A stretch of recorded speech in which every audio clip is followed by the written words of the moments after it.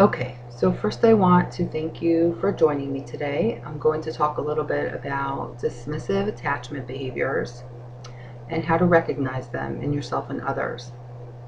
So to start, I want to just define what I mean when I say attachment behaviors. And when I say attachment behaviors, what I'm referring to are a person's typical style or response, or what they do when they're feeling distressed.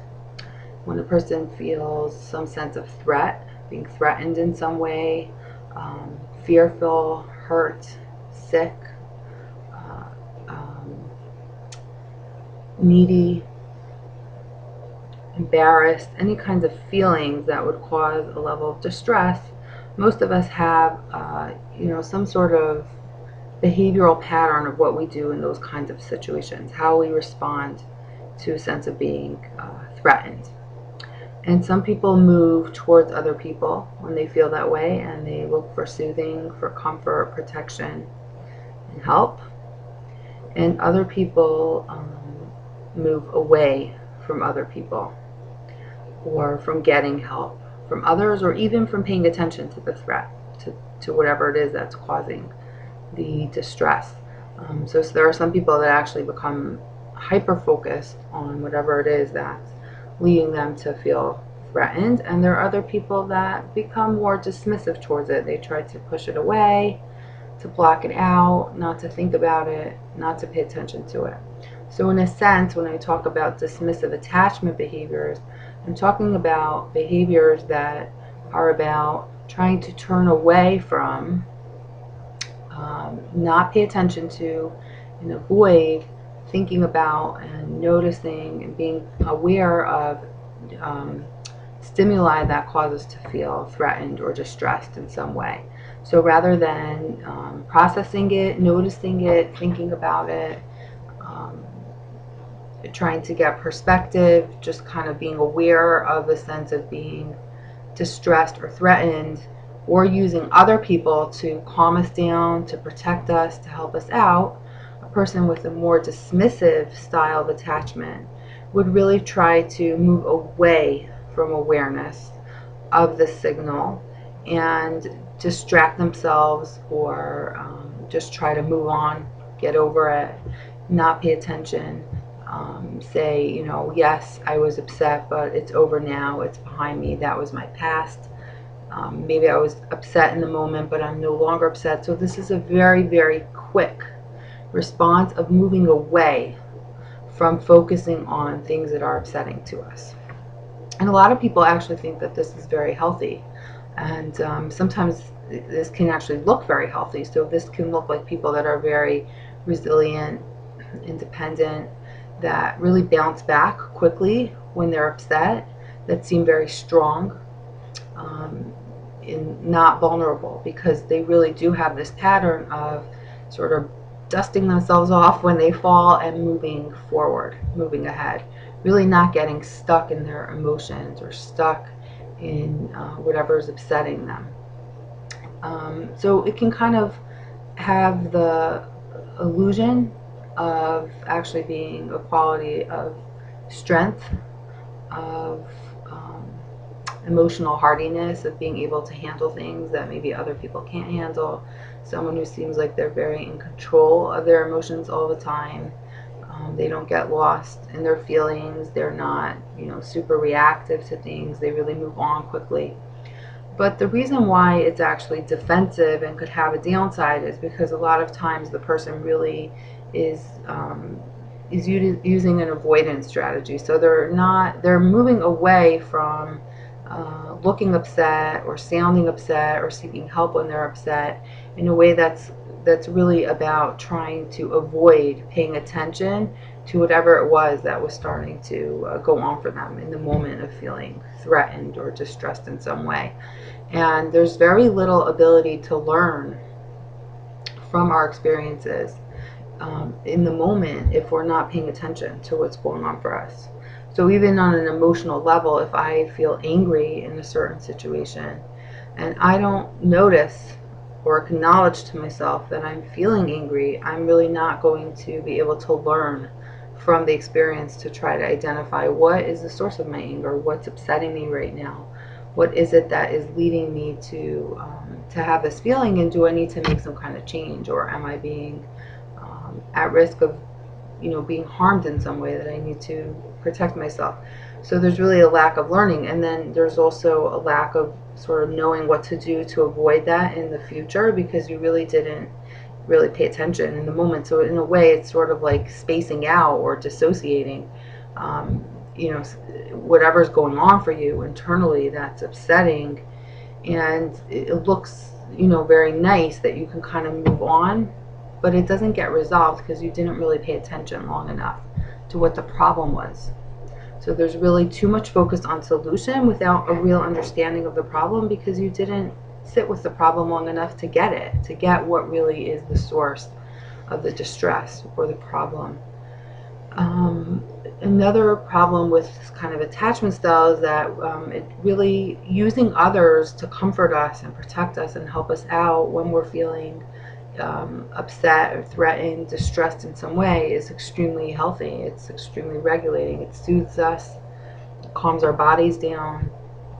It gives us a sense of security, that there are people we can turn to, that there are ways we can protect ourselves. So it gives us a sense of efficacy and not feeling powerless. And people that have a dismissive style really lose out on all of that, and they find it sometimes even hard to connect in close relationships, even though they want to be in relationships.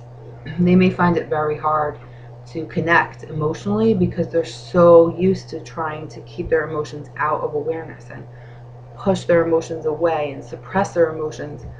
There's very little ability for the kind of paying attention to your feelings and your internal experience that would be necessary for forming close relationships. Sometimes people with a dismissive style can actually form close relationships that seem to be very connected, but what happens is the connection is really kind of limited. So there are certain situations in which they can be extremely emotionally in touch and empathic, but as soon as the person starts to feel vulnerable about their emotions, or like their emotions don't make sense, or certain emotions that seem to be kind of weak, being ashamed, for example, feeling very needy, feeling like you're falling apart, you're losing control, you can't handle a situation. Those emotions are really very vulnerable emotions, and people with a dismissive style really tend to have difficulty acknowledging that they're having those emotions, acknowledging it to themselves and acknowledging it to others. So they're able to kind of seem attached as long as they're in the sort of one-up position and they feel a sense of control and power. But as soon as there's a feeling of neediness or weakness or vulnerability, there's very little ability to acknowledge that and to connect around that. And in a healthy situation, we do connect around that. In relationships where we feel safe and close to others, and there's a mutual kind of give and take and sharing, we can use others to help us regulate a state of feeling quite weak, or like we're falling apart, or like we're really fragile or vulnerable or at risk of being hurt in some way. And there's something very healthy and soothing about being able to do that. People who are dismissive sometimes also can be very warm and nurturing to others when they feel like they're helping the other person. But there's a certain inability to allow in all experiences. So you might have a parent that has their idea of what good parenting looks like, or how to be emotionally there for their child, and they can kind of do it in those moments. But as soon as the child sort of catches the parent off guard by doing something that the parent wasn't expecting, or that doesn't really fall into the picture or the vision that the parent has of how their child should be. So you might get a parent that could be very warm and loving and understanding if their child, their 2-year-old, falls down and starts to cry, because for them it's very logical and reasonable for a child who falls to cry, and they view it as part of their picture of a normal mother would be comforting the child in that moment. But if the child, for example, goes to school and comes home crying because his friend left him out of a game or he lost a game, that might be totally out of the mindset of what the parent thinks is acceptable to be upset about. So sort of, falling apart or being really upset because you lost a game, the parent might think, get over it, move on. That's what I would do. And so in a moment like that, you could get a parent that's really very unempathic. So sometimes you have this, the same parent or the same person who could be very understanding and emotionally connected and warm and, full of empathy and soothing to others in certain moments. But then it's really limited to what that person thinks is acceptable emotionally to acknowledge and experience. And so there's all this kind of filter that's there where the person is really kind of filtering out any experiences that don't fit into the model of what's okay or what's acceptable, don't come into awareness or aren't allowed to be acknowledged or talked about. And that can really be very limiting. It can be hard for the people that are in a relationship with the person because, first of all, they often don't feel understood or don't feel that they could approach the dismissive person, for understanding and love and care and soothing. And there's also can be mixed messages or mixed feelings that are very confusing. So, kind of getting a response that's very soothing, comforting, and protective in certain moments, but then getting a completely opposite response in other moments, just based on sort of the parent's filter or the spouse's filter, can be really very difficult, especially for people that do crave that sense of connection when they're feeling distressed and that do want to be able to move towards getting their emotional needs met at a time when they're feeling quite vulnerable. And this can lead to a lot of feelings of abandonment, rejection. If you're living with someone that really pushes you away or pushes your emotional experience away when you're feeling the most needy and distressed, right? There's really an innate mechanism that pushes us in a healthy situation towards our attachment figures, towards people that can help us out when we're feeling upset. And for some, living with someone who's kind of pushed that aside or suppressed a piece of that experience can really make a person feel extremely alone and insecure, like there's no one that they can turn to. So how can you tell if you sort of have a dismissive style? Well, there are a few characteristics that are very common when a person, is being sort of dismissive towards their experiences. So one thing is there's this big value on kind of moving on, getting over it, not getting caught up in your problems or being the victim or, falling apart. There's really like a huge emphasis on coping. You gotta cope. You gotta pick yourself up. You gotta, keep going. And that's okay. I mean, it is important to pick ourselves up when things go wrong and to kind of move on. But it's just, for the dismissive person, it's extreme. It happens too fast. And it happens with it in a way that's really meant to, instead of acknowledging the signal that you're feeling threatened and getting help or turning to others or even just processing it on your own, putting it into words for yourself or thinking it through, it's really avoiding. It's moving away from it and saying that signal isn't there anymore. It's gone. And it's really pushing it under the rug in a sense so that it's over before it's really been dealt with. So that, that piece of it is a little bit defensive. In addition to the emphasis on coping, there's also a very strong emphasis on being normal. So there's a lot of focus on sort of looking like you're together and, appearing like you have it all together, and really kind of a lot of trying to sort of like reassure other people or prove yourself that you're not, weak, or you don't get too over involved in your emotions, that you're able to kind of be strong and take care of yourself. And there's also often a really strong counter-dependent aspect where the person is really avoiding any feelings of dependency in relationships. So being able to say to someone, you know, I need you, or I need to talk to you, or I want to be comforted, please, you know, hold me, or talk this through with me, or be there for me, or expressing a sense of really needing the connection, wanting the connection, and wanting a certain level of caretaking from others can be extremely difficult for people that are a little bit dismissive in their attachment style.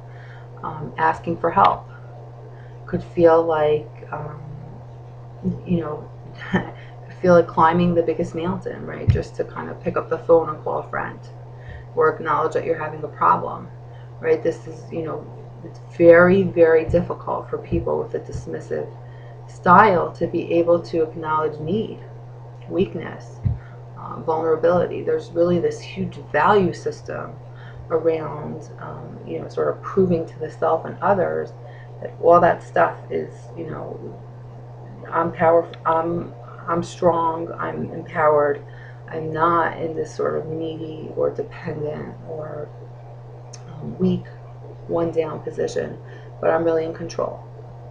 And a lot of it is about sort of being in control, and it can feel quite hard when you're trying to get through to such a person to really get them to understand you, or to empathize with your emotions, especially in places where they choose logic over emotion. So for example, if you are making decisions that are irrational in a sense because you're caught up in some kind of emotional reaction, these are things that someone who's dismissive and just kind of pushes their emotions away the minute they happen is going to find very, very hard to understand.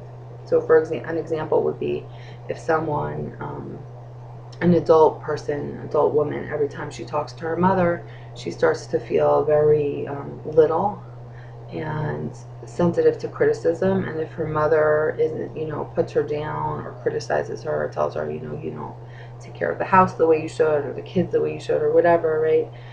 This woman just gets reduced to tears and has a meltdown for the rest of the night. So if she has a partner who's more dismissive, they're going to have a very, very hard time empathizing with what it's like to suddenly feel small in a relationship, to feel sensitive to being pushed away or criticized or rejected by someone that you love or need, and how upsetting this could be on an emotional level.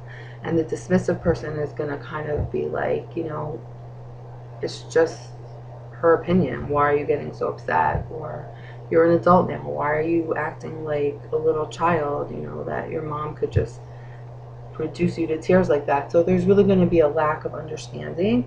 And for this woman that just felt hurt and rejected and dismissed or criticized by her mother, instead of her partner being able to soothe her and bring her down with the emotional connection and the understanding that she would need for that to happen, she's now going to be pushed away again, in a sense, right? Told just get over it, move on, don't think about it. And that can lead to very, very difficult interactions in couples especially. And it's really hard for both of them, because it's hard for the dismissive person to let themselves empathize with or get in touch with or really feel the sense of vulnerability that the other partner is going through in a given situation. That's something they've defended against their whole lives. They really can't go there in a sense emotionally. They wouldn't know what to do with it. It's too hard. And so they really don't have the ability to give that sense of empathy, because they're not used to focusing on attachment related cues, right? So feelings of needing other people, or being sensitive to other people's criticism, or wanting approval from other people, or wanting feeling like a child in a relationship with someone even when you're an adult. All those like emotionally based experiences or attachment based experiences are really out of the repertoire of people who have a dismissive style, and they really don't know what to do in that kind of situation. They're not trying to be dismissive towards their partner or child or whoever. They're really just being dismissive towards their own internal experience, or how it would feel for them to kind of feel what that's like, what the other person is going through in the situation. And that's why there's really a lot of kind of pushing away, sort of saying, don't talk to me about things that are going to make me feel uncomfortable or make me have to feel something or think about something that I don't want to think about. So there's a lot of focus on, staying in control, coping really well, getting over things, not making decisions based on emotion. Things have to make sense. A lot of times there's like a big focus on solutions and answers, right? So what does it help to just come and talk to you about it? That's a lot of people in therapy will kind of say that, what's the point of this? How does it solve anything? Okay, so I know how I feel. Let me get over it, right? Or what should I do about it? So there's really a very big devaluing of just the connection really involved in talking about something, just to connect or to get another person's feedback or to feel soothed or comforted by another person's validating response. All of that is really, sort of confusing to such a person. Like, why would I even want that, or how does it help? And there's also a huge tendency to not really be able to fill in the details about things that have happened, especially upsetting things, because you can't really tell a story with details if you weren't paying attention to the details and if you were sort of checked out the entire time. And that's often what happens for someone that has a dismissive style, is they're so quick to move past things that are upsetting them or thinking about threat-related information or distressing feelings that they're having or situations that caused it, that when you ask them to go back in their minds and think about it or tell you about something that's happened that upset them or that they might have had feelings about, they really can't fill in the details. They don't know the details. They weren't paying attention. If you ask them something, some of this comes from the adult attachment interview, which sort of measures how people do talk about their experiences, especially attachment experiences, and can they fill in the details. If you ask them something like, tell me about a time when you were upset as a child, what did you do, or who helped you with that, or did you go to your parents for comfort, right? A lot of times you'll just get sort of a blank stare. I don't really know, right? Tell me about a word to describe your relationship with your mother. Tell me a few words. Give me an example to go with that. I don't know what to say. So there's a lot of drawing a blank when you ask someone to kind of fill in the details of their attachment experiences, their experiences of relationships with other people that could be there for them when they need help or protection, or authority figures, parent figures, protective figures. There's really like a whole blank kind of space in there, and that can be really hard, and it can be hard in relationships. And it can be hard for such a person when they start to have feelings that they don't understand, where they're angry all the time, or they're depressed, or they're anxious and they're having a panic attack. So there's no language for being able to say, oh, maybe I'm upset because of this. Maybe I'm getting anxious because of this. Maybe my stomach aches are really about, that I wanted to get close to someone but they pushed me away, right? There's no language for that. There's no understanding of it. There's no, insight into kind of what's going on inside that's leading to whatever I'm experiencing. And so a lot of times you do get these sort of like raw experiences of just anxiety, or not being able to sleep, or stomach aches, physical things, just a sense of being irritable or angry all the time and not knowing why. And there's really like just no clue of sort of what it means, or what it's signaling, or what's causing that. It's really just, I don't know, this is what's happening, fix it, make this go away. But you can't really make it go away until the person starts to elaborate what it means, what it's about, why it's there. What is your stomach ache saying, in a sense, about how you're feeling in this situation? What are you anxious about? Not just you're anxious, right? How do we make it go away? What are you anxious about? Helping people really to start thinking about, talking about what it is that's going on for them internally. And this is really hard, and a gentle approach is needed, because often people become dismissive toward their attachment experiences when they've experienced a lot of rejection from their own caretakers, when they've been pushed away, when expressing need or weakness or need for comfort as a child was rejected or neglected. If a person has a lot of needs that aren't getting met over and over and over again, and they keep trying to, get a certain response from others or get help or have a connection, and it goes nowhere, people give up and they turn it off, and often it's years later and they don't even know that they've sort of turned everything off, all their emotions off, and they just know they don't have them, they don't have those emotions. Well, they're working very hard to keep themselves from having those emotions and to focus on doing things and accomplishing and staying in control so that they're not going to have those emotions or become aware of them. So there's a lot of rejection and a lot of fear of losing control, and it's very hard to see that sometimes because people that are dismissive look like they have it together. They look like they're doing really well, and so you would never guess that on the inside it's really the landscape is not quite that clear like it looks. And helping people like that to really start to be able to talk about what's going on inside is very vulnerable for them, and it's very hard, and it requires an acceptance of their need for you to go very slow so they don't get overwhelmed and they don't become afraid that they're going to experience a lot of pain or rejection all over again. And it requires kind of seeing past some of the bravado or the look on the outside like everything's really okay, and understanding a little bit better that things may not be as okay as they look. It's just the person isn't aware of that.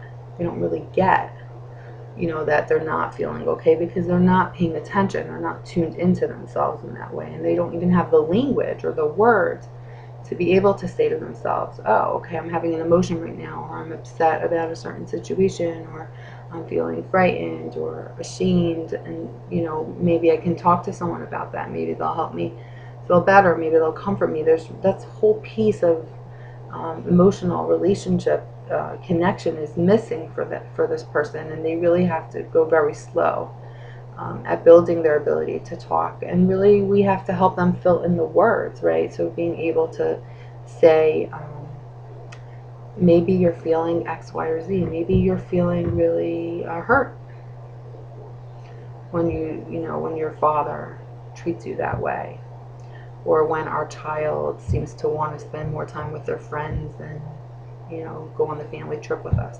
Maybe you feel hurt by that. You look angry, or you look like you're not having any reaction, but I'm thinking I might feel hurt in a situation like that. Maybe you are too, right? Just really providing the language and the words and the understanding that there might be more beneath the surface that the person is really just not aware of, and so they can't verbalize it. And that when they push you away or they don't react emotionally and you're really wanting that connection, it's not really that they're necessarily trying to be rejecting or detached or disengaged. It's that there's this whole really lack of knowledge about how to connect in a way that's not emotionally overwhelming, in a way that will be helpful instead of leading to more pain like the person may have experienced early on. So that's really some of the advice that I give to people, and the approach that I take when I work with people that really have a very hard time elaborating their internal experience and tuning in to what they're feeling and thinking and what it means, and making sense of their reactions and symptoms and things that might be going on for them, and also their tendency to kind of use behaviors that make others feel pushed away when there's pain, right? Because when a person is in pain, the best thing is to get close to people that are safe, to people that bring us safety, security, and comfort. And these are people that really don't know how to let the other person come close and to give the safety, protection, and comfort, right? So there's really a pushing away, and they're really pushing away their own reaction to seeing pain in someone else, which they don't really know how to handle all that well.